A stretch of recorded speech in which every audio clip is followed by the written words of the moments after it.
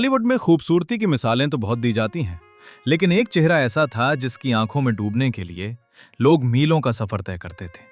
एक ऐसी अभिनेत्री जिन्होंने जब पर्दे पर बात की तो वक्त रुक गया। लेकिन क्या आप जानते हैं कि सुपरस्टारडम की ऊंचाइयों पर बैठी उस महानायिका ने अचानक सब कुछ छोड़कर खुद को एक कमरे में बंद क्यों कर लिया? वो कौन सा राज था जिसे सुचित्रा सेन अपने साथ ले गईं? नमस्कार दोस्तों, आज के इस वीडियो में हम बात करेंगे भारतीय सिनेमा की सबसे रहस्यमयी और ग्रेसफुल एक्ट्रेस सुचित्रा सेन की जिंदगी के बारे में। सुचित्रा सेन का जन्म 6 अप्रैल 1931 को वर्तमान बांग्लादेश के पबना में हुआ था। उनका असली नाम रोमा दासगुप्ता था। सुचित्रा जी की कहानी औरों से अलग इसलिए है क्योंकि उन्होंने फिल्मों में कदम शादी के बाद रखा। 1947 में दिबानाथ सेन से शादी के बाद उनके ससुर और पति ने उन्हें अभिनय की दुनिया में आने के लिए प्रोत्साहित किया। ये उस दौर में एक बहुत बड़ी बात थी।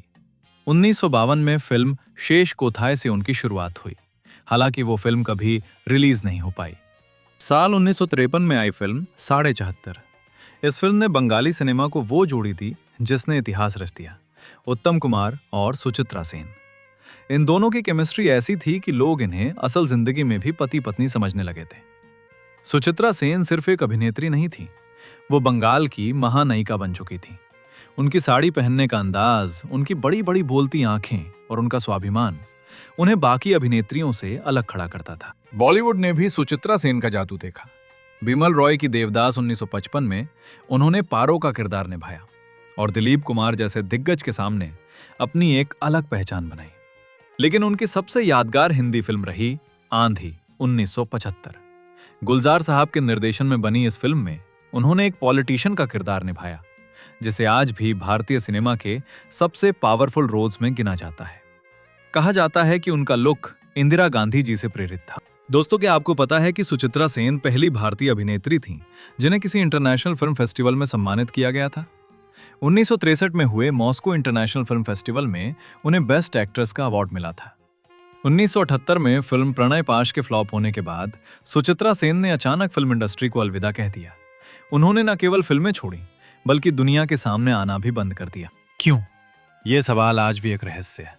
उन्होंने अगले 35 साल एक सन्यासी की तरह बिताए। उन्होंने सत्यजीत रे और राज कपूर जैसे महान निर्देशकों के ऑफर्स भी ठुकरा दिए।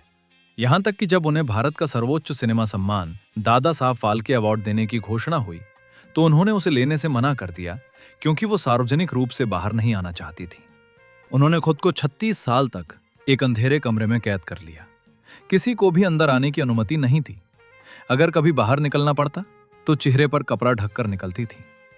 आखिरकार 36 साल बाद गुमनामी में रहने के बाद 17 जनवरी 2014 को इस अभिनेत्री का 82 वर्ष की उम्र में निधन हो गया।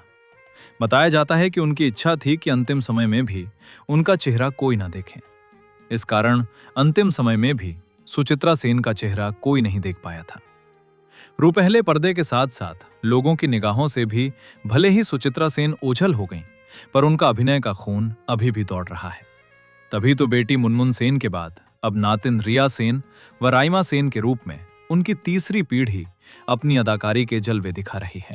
तो दोस्तों, आपको सुचित्रा सेन की कौन सी फिल्म सबसे ज्यादा पसंद है? देवदास, आंधी या कोई और? हमें कमेंट्स में जरूर बताएं।